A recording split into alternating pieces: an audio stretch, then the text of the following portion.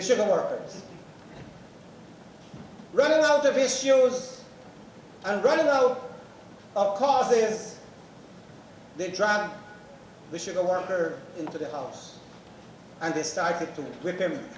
From day one of this debate right to the end, they were unfailing in their torment of the sugar workers.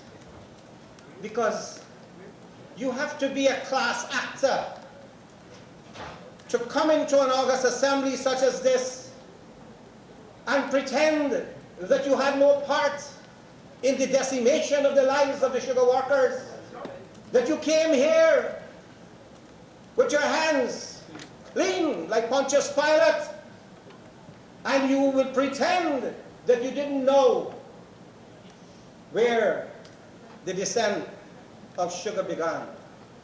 They have desecrated what was once an industry in which we all were proud. The honorable member, he came from the west side, Bath, where there was once a sugar estate. My roots are buried in Bath Estate. My grandfather on that side was a driver. They said driver. My mother worked in that estate. My father worked in that estate. We have our roots in sugar and in that side. And it was once perhaps the only means of livelihood. And we understand that in history, in the early 18th century to the present time, that the number of estates, sugar estates, have been reduced over the years from an estimated 300 plus in 1660 or thereabout. We all forgot Devonshire Castle. We all forgot that the first estates were in Essequibo, because today there is no sugar estate in Essequibo, no sugar plantation in Essequibo, no sugar factory in Essequibo. And we do not go around beating our breasts, wailing and mourning, where has sugar gone? Because we understand the dynamics of the readjustments that sugar had made. And so when we were in 1967, we had, I believe that time, 17 estates in 1967 or thereabout. By the time we sung the turn and we came into the 21st century, we ended up with 11. And then LBI went, and Diamond went. Then with some haste, the learned leader of the opposition, the honorable leader of the opposition, Desmond was in the driving seat, as if they had the devils on their tail. They demarcated the land in Providence and handed out to their friends, many of their friends. Not a single sugar worker was offered a piece of land after Providence was closed. After Diamond was closed, they had some pieces of land for housing. And many of their friends were given the first preference, and then they started to give away the sugar workers' land. It is not the closure of the estate that was striking. It is what you do with the resources of the estate. And when you try to shift workers, having shut down LBI, and you call it integrate LBI with Enmore, you created 2 workshops, 2 junior staff, 2 sets of plow hands, 2 sets of this, 2 sets of that. Political expediency. But that we should come forward, the Gaisuko, with the new unit that has been formed, the special purpose unit, with the unions and investors, and they should hold consultation on the best way forward to create alternative jobs, alternative occupations, and that also other agencies, NGOs, they could be involved as well in helping sugar workers or former sugar workers to access loans, to be able to access skill training, and to be able to access markets in areas where they may wish to produce local products and may face certain challenges. I believe that rather than being here and to bring down the curtain as if there has been a pall of death on the sugar industry, that we see the challenges as part of a new sparkle of hope where the children of sugar workers can be helped to access quality education and they can be trained in relevant skills to be able to make them available for the new oil and gas sector. They could be trained away from being Bolshoi theater ballerinas, as the Guyana Times would want them to be. They are not born to be cane cutters. They're not born to be beasts of burden. They're not born with a bundle of cane on their heads. They're not born to walk barefooted in the slidey and stump-strewn dams of the sugar estates. They're born to be better than they are, better than their parents. And a compassionate government must work with all parties to ensure that we offer a ray of hope and a light for the sugar workers. I will continue to light a candle for the sugar workers. I will continue. Mr. Speaker, I just want to deal with a couple of odd issues, and if I crave the indulgence of my colleague on this side. I know it has been a long day. I know that we have had long speaking. I'm not here to deal with the length of this presentation, but I believe that there is a certain righteousness on this side of the House that we should set certain things right, because we cannot allow perception of wrongdoing against this government to persist. My good friend, Minister Jordan, is going to deal with the statistical issues, the economic, macroeconomic picture, etc. But I want to deal with the issues that tend to sow confusion, misinformation, and to demotivate our people at a time when we should feel that there is no new hope, new optimism for Guyana. Because as everyone has recognized, we are not the same Guyana we were a few years ago. And a few years from now, we certainly will become a new Guyana. There's one issue I want to conclude on. And this is the issue of the LPG autogas. The minister announced that there would be concession for those who would sell the gas and those who would use the gas. And we have, from some self-anointed expert, a kind of deprecatory response that you are, where are you going with that? There will be not a single gas station using the LPG autogas. This is called the green fuel, sir. This is cheaper by 40% than regular diesel or gasoline. I have Googled this. Why couldn't they do that? And show that the world, if you want a cleaner environment, if you want to be able to transform the traditional way of transportation, that you could follow other countries that have now gone and used auto gas, as they say it is a clean gas. It's the third most popular alternative fuel in the world, and they have about 16 million people already using it in Turkey, South Korea, Poland, Italy, Australia, 615,000 cars and 3,700 refueling stations are in these countries. China has now joined the list with Sri Lanka. Canada is now doing autogas for all buses used by children to go to school and all public taxis, because they find that this is a way forward, how to modernize your economy, how to help to green your economy. It's no use coming here and quarreling about the green chairs. They're enjoying sitting on them. Or some green house. We have the famous book, The Green Mansion. Green is not dangerous. Green is what our country is all about. And they cannot try to divide us that we are yellow and some of us are green. The Alliance for Change, its flag is green and gold. Green and gold. because we recognize the potential of this country for agriculture. We recognize the potential of this country to its forestry resources, its savannas, and as well as its mineral resources.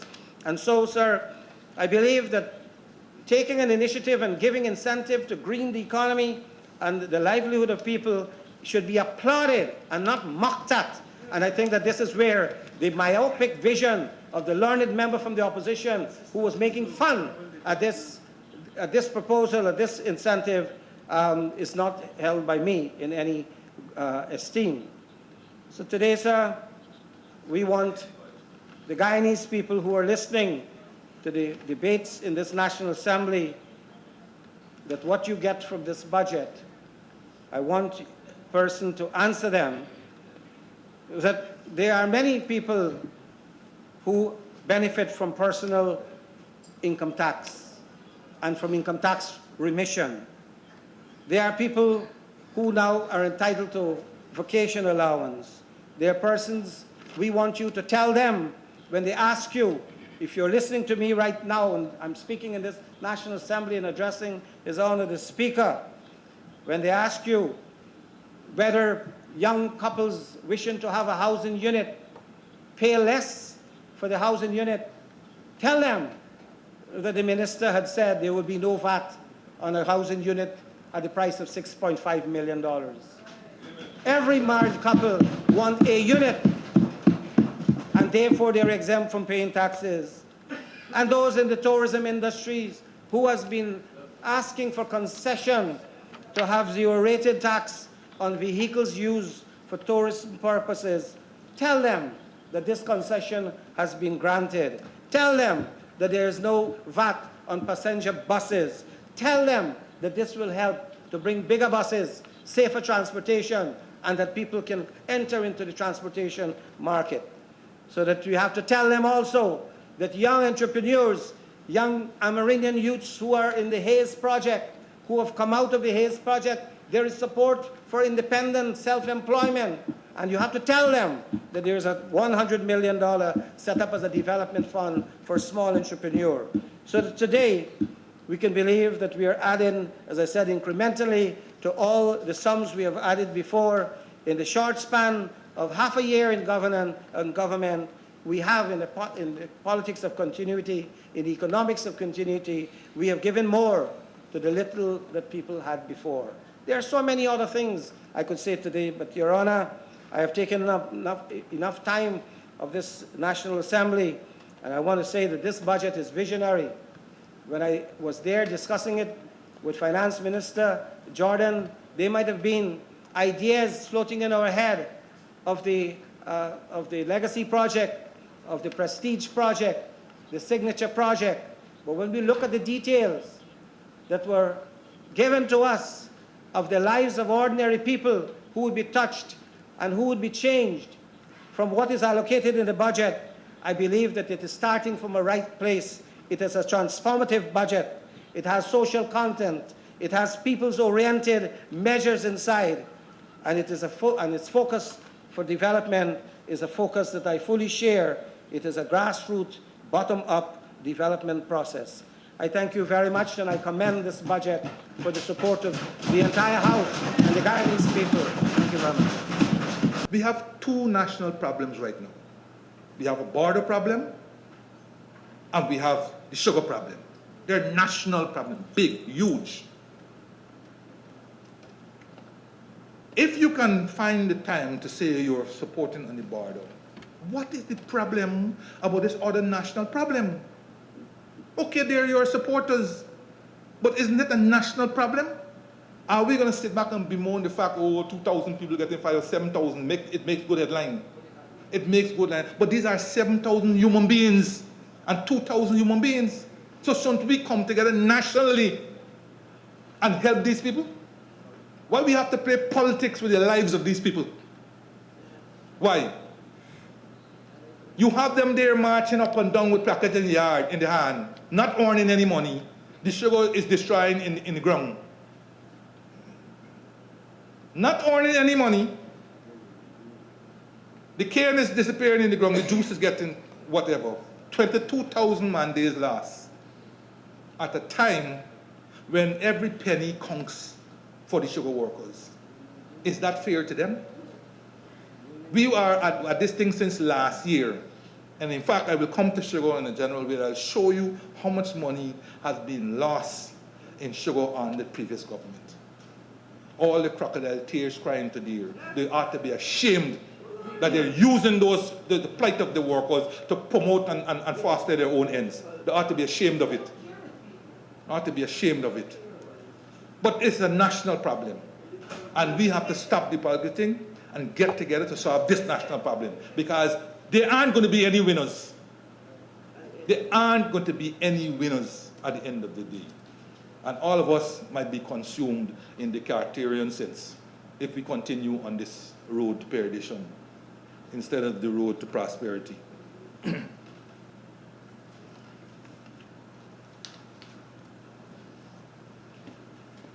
And while I'm on sugar, Mr. Speaker, I want to disclose a couple of facts that seem to have been hidden.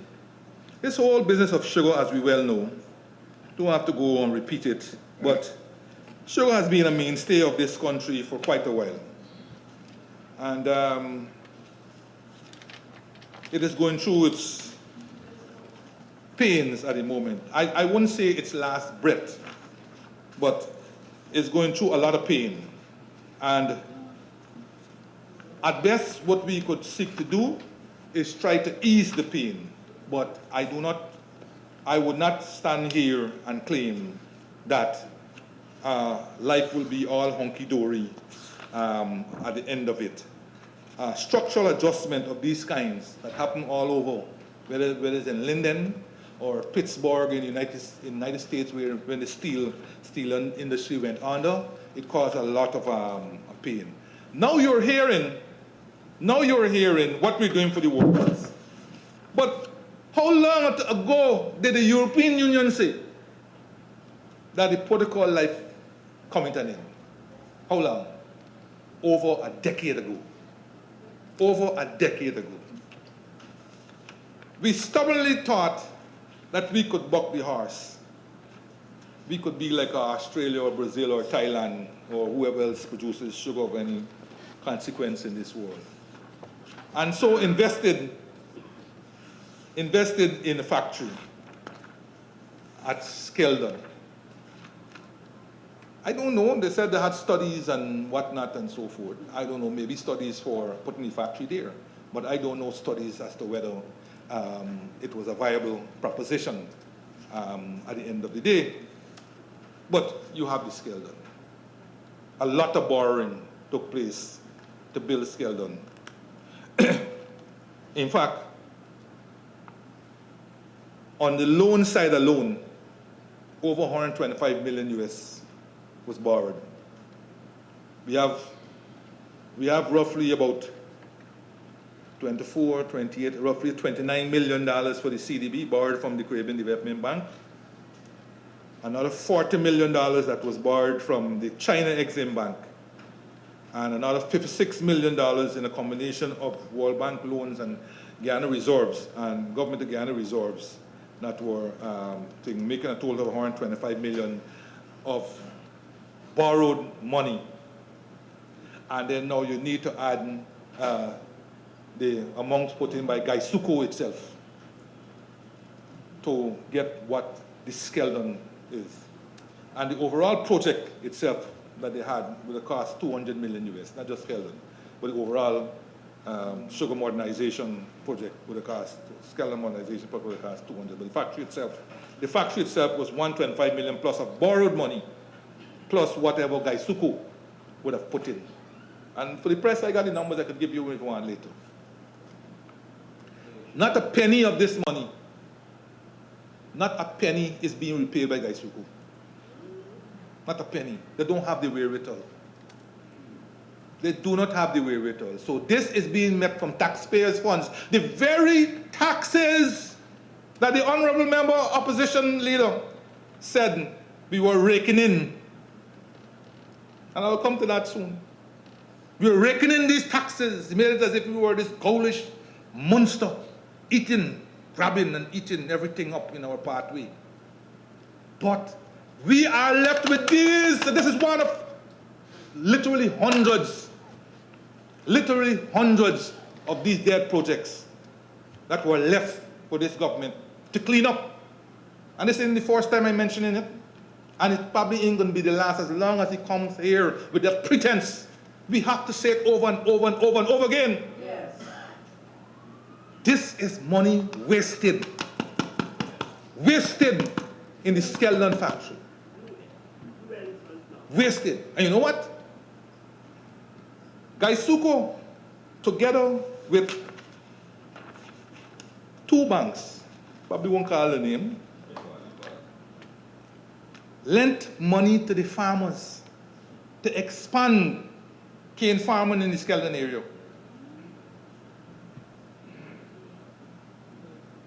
One bank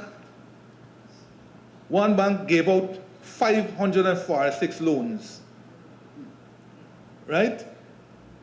All are non-performing, means that nobody ain't paying back. Nobody ain't paying back. That bank, the other bank, even more. The other bank gave out 869 loans to farmers. And 800 of these loans are non-performing. Now this particular bank trying to ask me, government, we are doing, help me, this is, but I said that's a commercial decision. I need help myself. Is everybody asking me for help?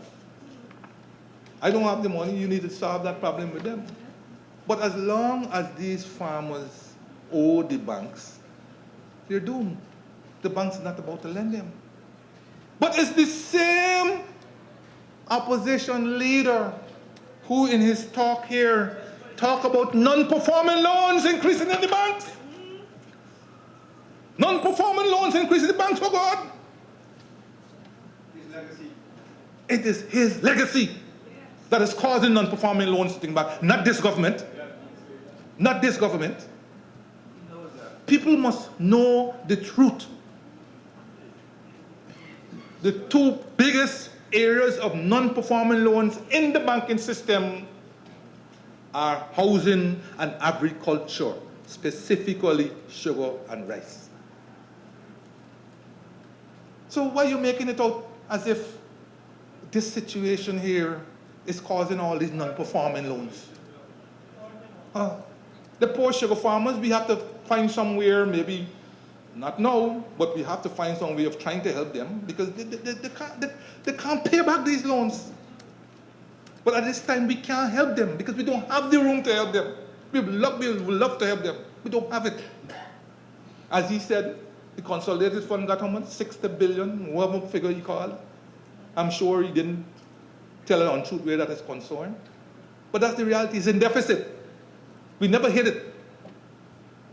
We never hit it. It's in deficit. So that's why we can't do the kinds of things that we would like to do. We'll have to kill that deficit, bring it down to a manageable level. But I am in sympathy with these farmers. They took the money in good faith, and there's no scale done. There's nowhere to, even if they had the cane, there's nowhere for scale them to grind it, and for them to get back the money to pay back. And that is causing the non-performing loans to rise. All of these different loans. You look at housing. I mean, I don't have to do Honorable Patterson Housing Minister's work. She has made the point. Communities Minister also made the point of all these house lots that they try to translate into houses. How many? Half? More than half? Unoccupied? Unoccupied, which means they didn't went to any bank for any loan. Of the ones that are occupied, several have 2 things in the air or 4 things in the air, abandoned. They might have gone to a bank, I don't know. Others went to a bank, got a loan, almost finished, have difficulty repaying the bank, and so on. It's like a housing bubble. I said the bubble is going to burst 10 years ago, virtually. Just about when I was leaving Ministry of Finance. I said this bubble is going to burst. I saw it coming. I saw it coming. Got nothing to do with, oh, the economy this and so on.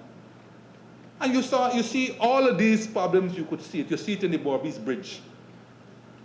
And that contract should come to this parliament. Okay, and I hope we are going to bring it to this parliament to let people see.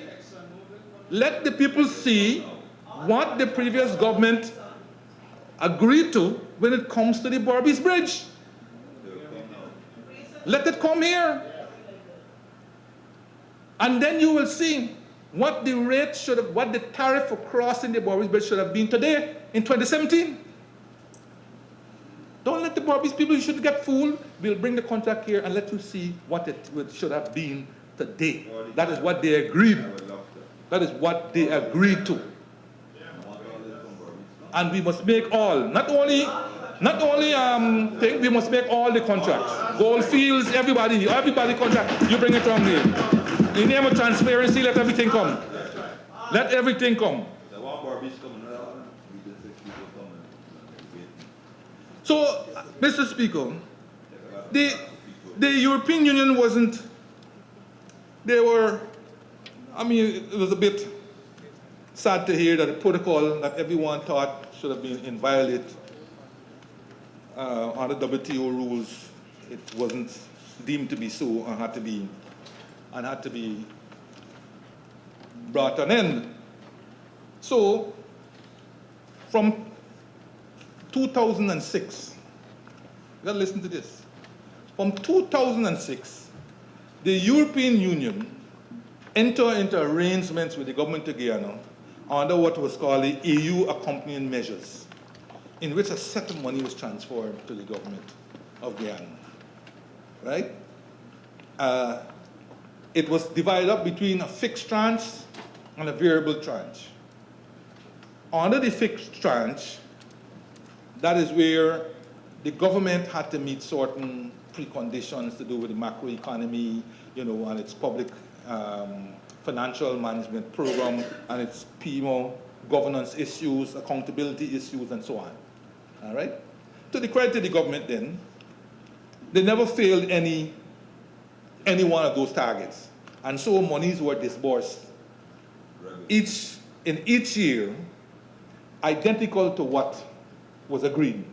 So for example, in 2006, 3.27 euros was the fixed tranche, and that was disbursed. 3.27 million, yes.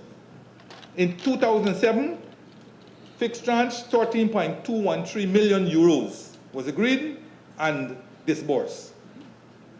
2008, 12.086 million euros was agreed and disbursed.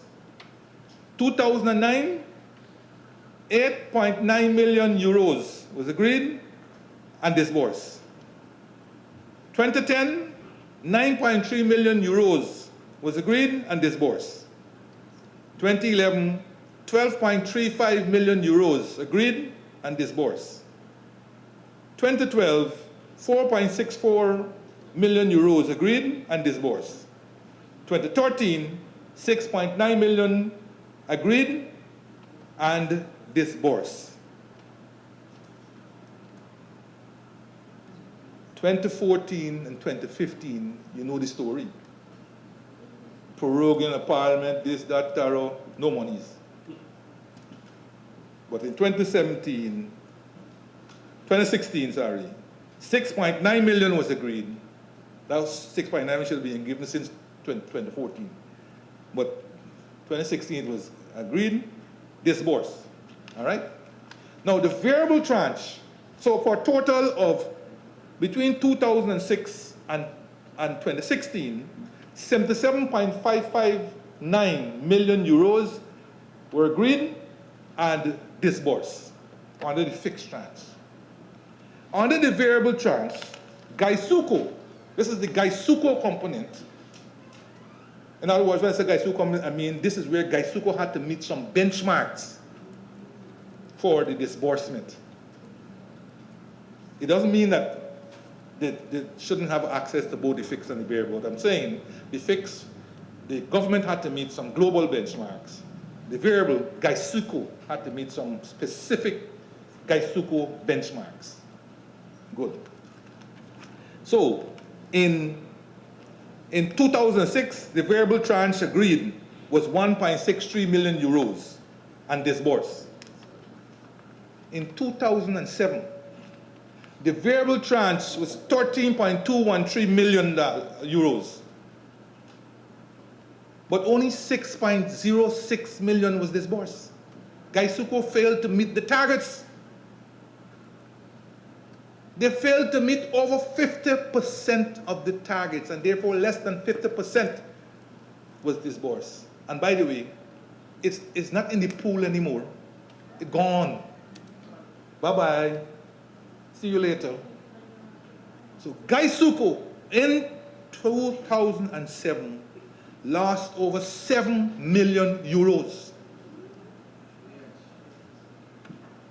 In 2008, 12.086 million euros was agreed,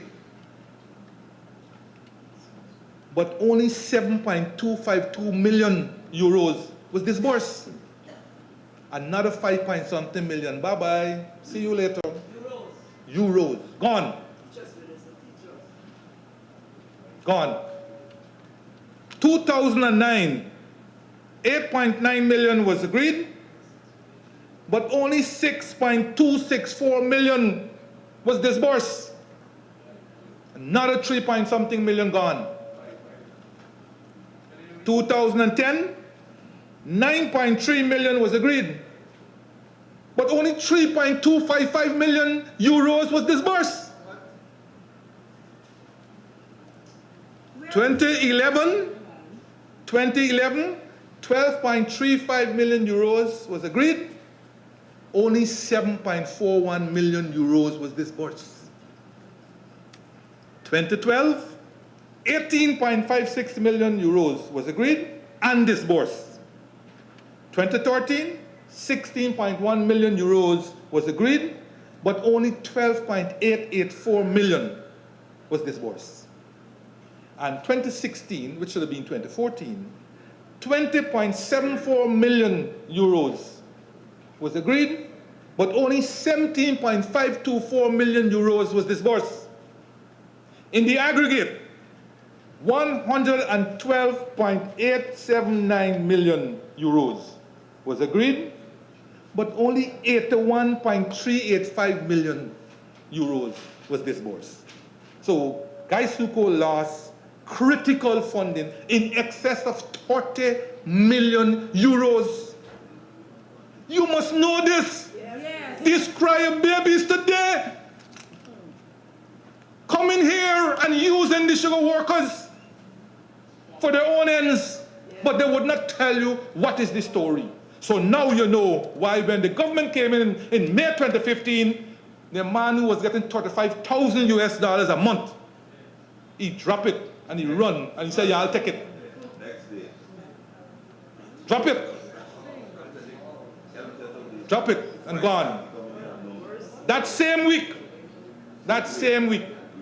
sugar workers would not have been paid hadn't it been for this government who came in with all the problems that we came in and met. We had to find money to pay, to give to Gaisuko, to pay those workers for that week and that month. From day one.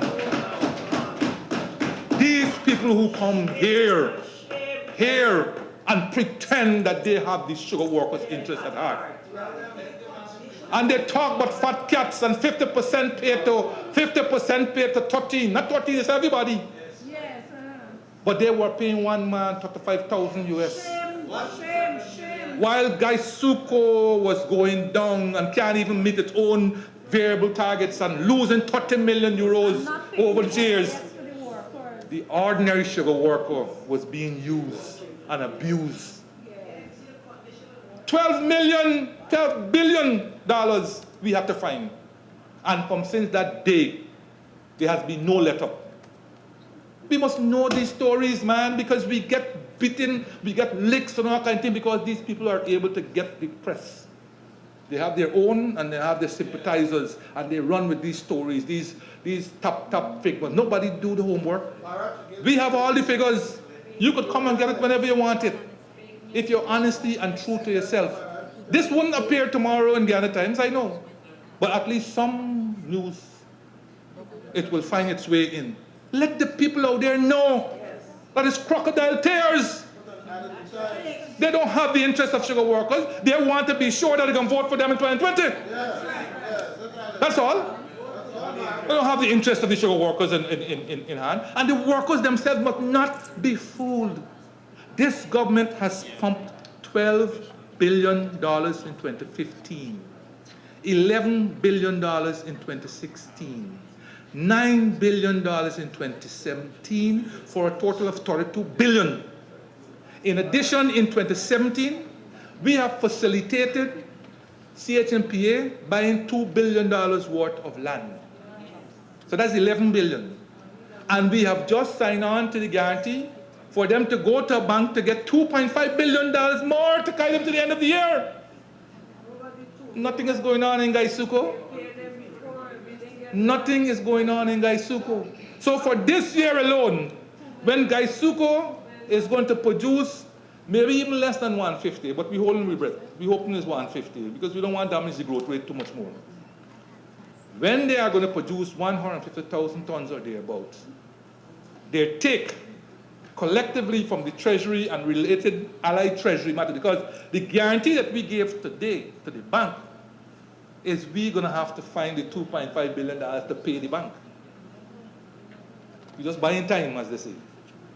So for this year, 2017, a total of $13.5 billion would have been transferred to Gaisuko.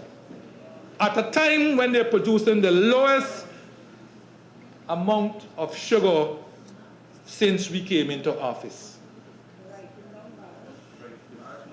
Since we came into office. We don't cry. We stick to our guns and we proceed. And they were gleeful, or they appeared so. Let me pull it back.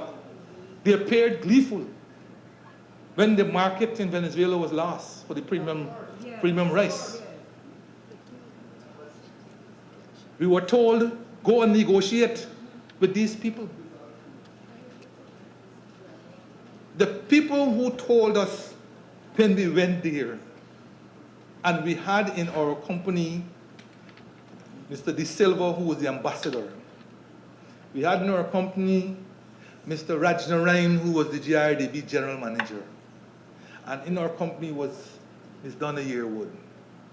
And they all are there as witnesses. When two high-ranking, the head of PDVSA and the other person for Petrocaribbean or something, told us, in a certain time, said, Mr. Minister, so on. But we told the last people who were here, we do not want any more rice from Guyana. They said so. And the name both of them, one of them was Mr. Skyline Rodriguez. The other one was Mr. Leslie Ramsamy. They went over there. They tried, but the Venezuela said, and they gave me a nice statue of Chavez and sent me on my way. The Petro-Carib. This is how it should have worked. Let us say the oil costs $1.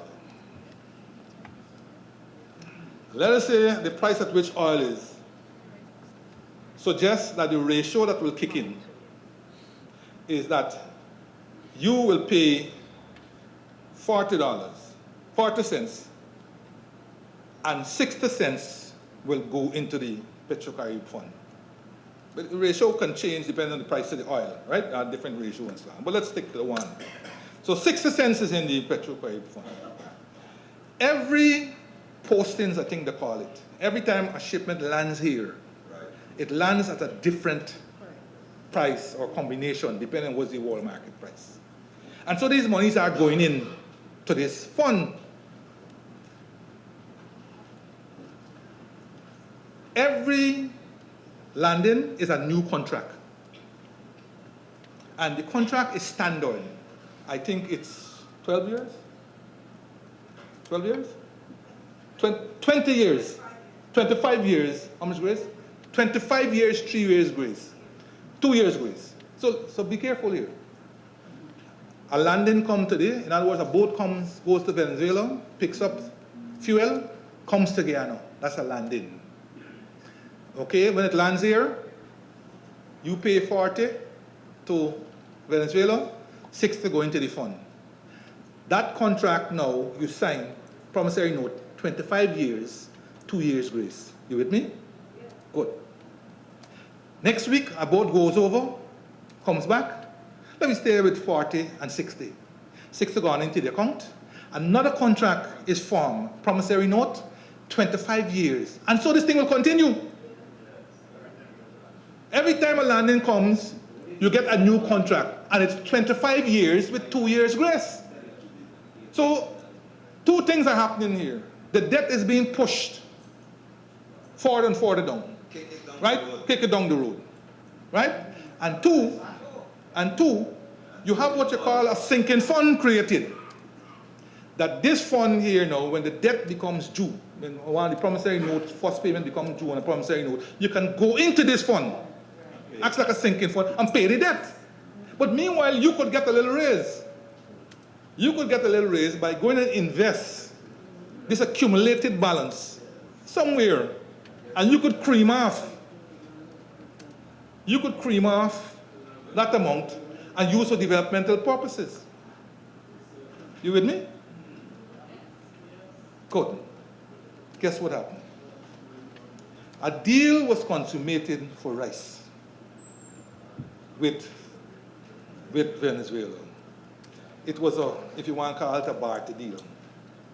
I pay you rice, we write down the debt.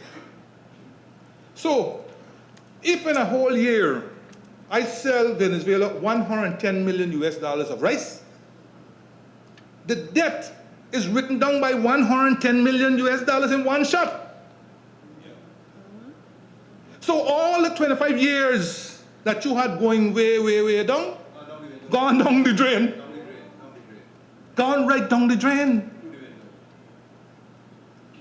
All gone down the drain. So you get no benefit from the Petrocarib.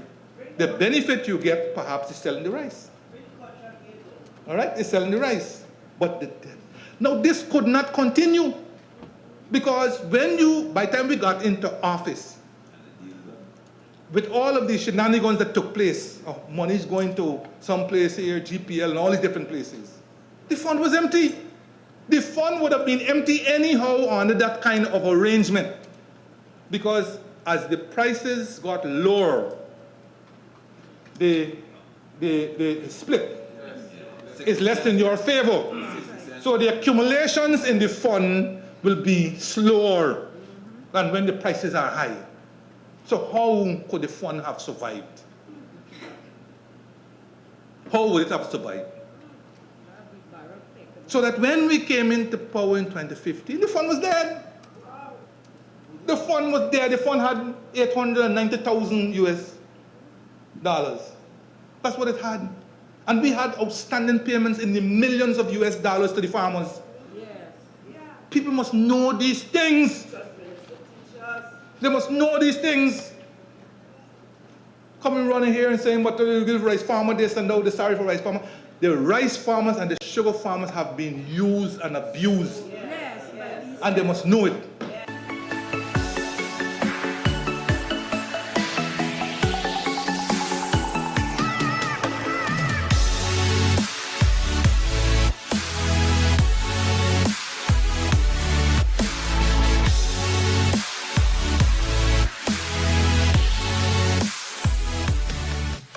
Welcome to another segment of Budget in Focus. I'm your host, Paul McAdam. With me is Member of Parliament covering Region 6, Sharon Prasad, Attorney at Law. Welcome. Thank you. Okay, now for Region 6. What do you want to see in Region 6? There are some projects that need to be done, some issues that need to be addressed. Region 6, I'll say this about Region 6 very quickly. Region 6 has been, we call it Berbice. the ancient county. The region 6 and 5 have been the neglected regions.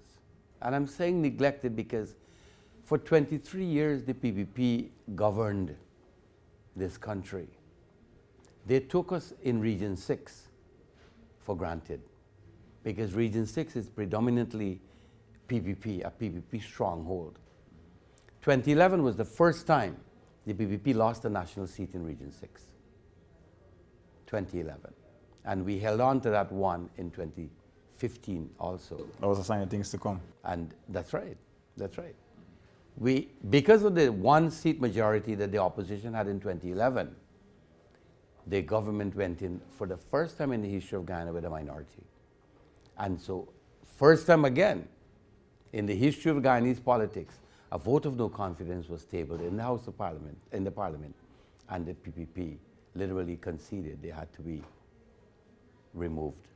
And so they quit before the vote of no confidence was even taken. The proroguing and all of that They for did the Parliament. prorogue, yeah. Prorogue. Well, the reason for the prorogue was Parliament had to be prorogued for 3 years, for 9 months, because for members of Parliament to have a vested pension, you had to be in Parliament at least minimum 3 years. So it was not a foolish thing. The then government sat down to think of their new members in Parliament who just came in as rookies. You spend 2.5 years, you can't get a pension. So we prorogued Parliament. It was not dissolved. If it was dissolved, it would have meant an end to Parliament. And so your pension could not have been vested to you. So proroguing Parliament, give them 3 years life, and they all got pension. It was a strategy for the members of Parliament. New and old, it didn't matter, those who were rookies. All right, now back to Region 6. What do you want to see happen with Region 6? There's a lot that has to happen. As I said, we are in a neglected county. In the pipelines, we have the East Bank Road. And the East Bank Road has been a sore issue for many, many years. And I say many, many years. There's at one time claimed that 30 million or 40 million, actually $37 million were allocated to the upkeep of the East Bank Road. East Bank, I don't know how many people know East Bank Berbice. East Bank Berbice is like Blackbush and Canal. It's an agricultural sector that provides cash crop, vegetables, and what we know as provision. Cassava, plantain, edos, sweet potato in abundance. A lot of it comes from the East Bank, Mara and The communities along that road. along the road. Right. Along the road. So you need proper access.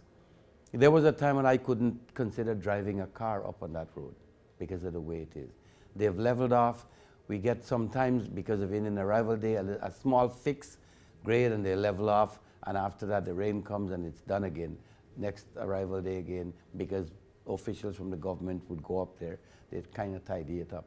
But now, in the pipelines, is a permanent road plan that will make that a permanent road, properly structured. And we've already seen markings to widen the road, and work has already started on it.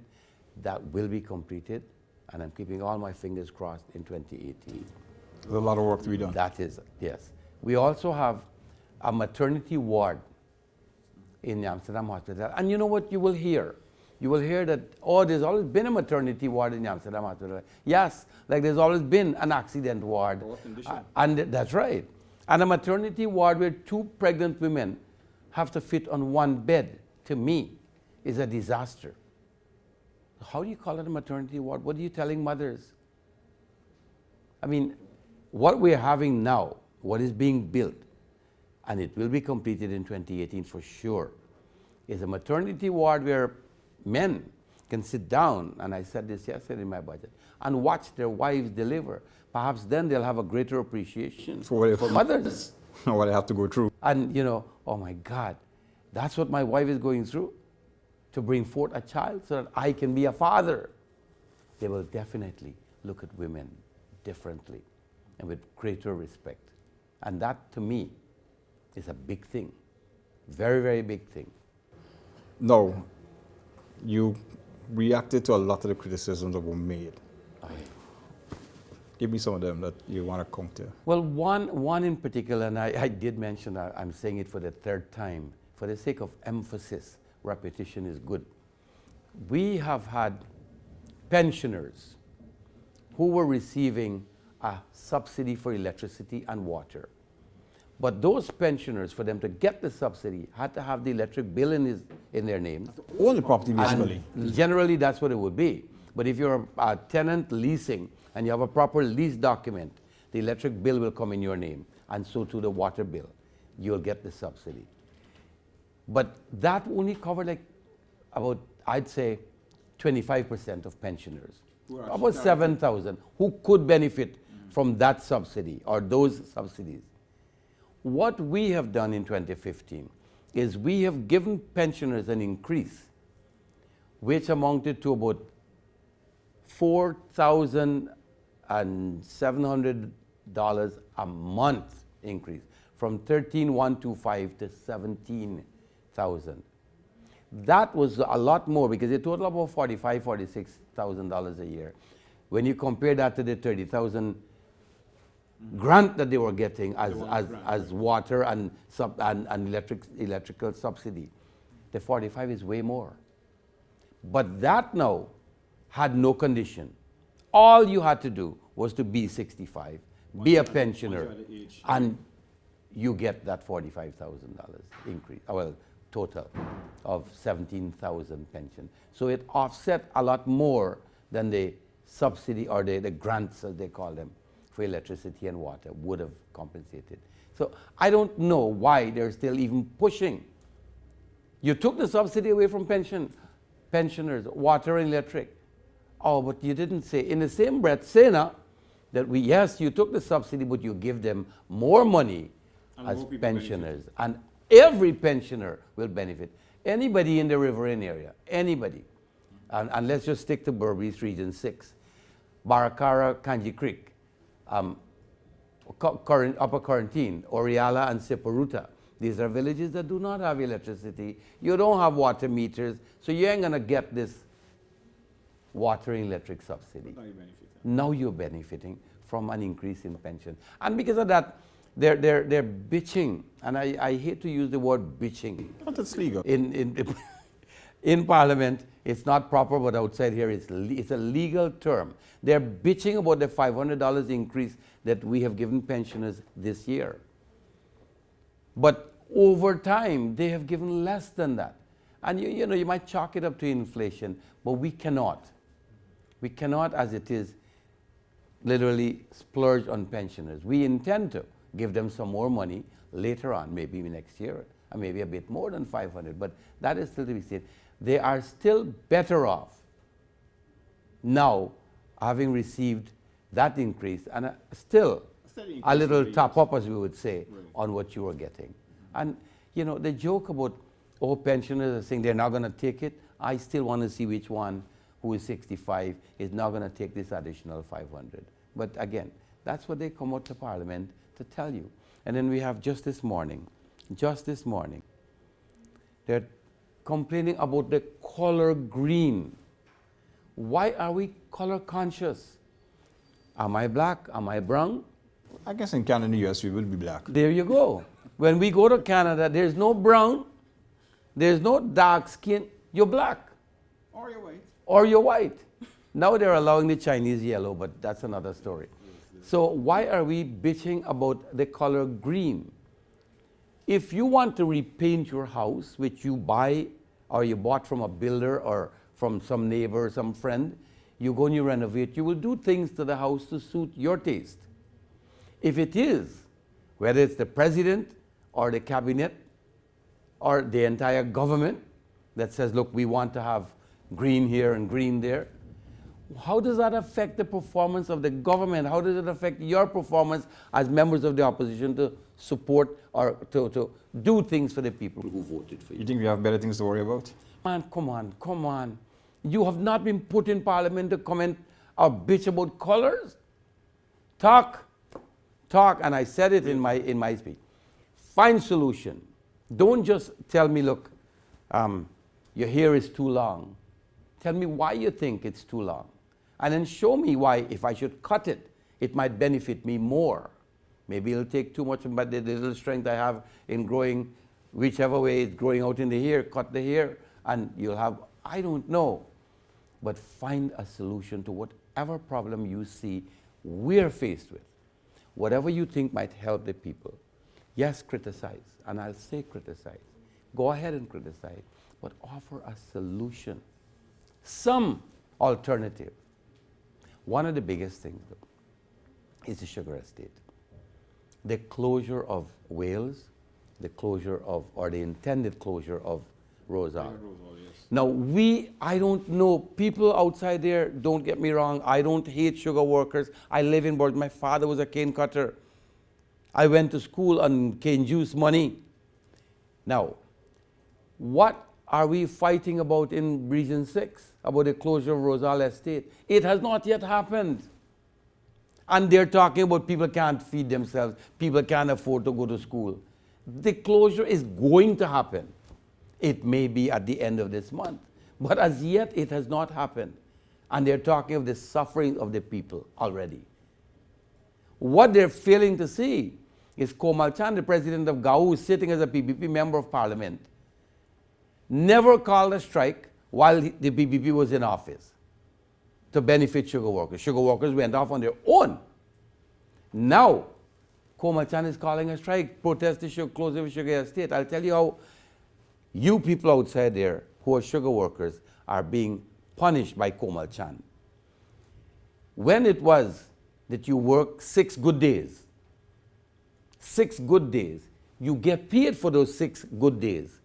You also qualify, usually, depending on production, for an extra day bonus. So you get an extra day pay. When you go on strike, you're not working 6 days, you lose the 1 day that you go off on strike. You also lose the other day that you would have gotten as a bonus. Komal Chan is doing that to the sugar workers. And they're proud of the fact that they can motivate people, motivate these workers who will lose their jobs soon enough to go on strike, to lose more money. Where's the sense in that?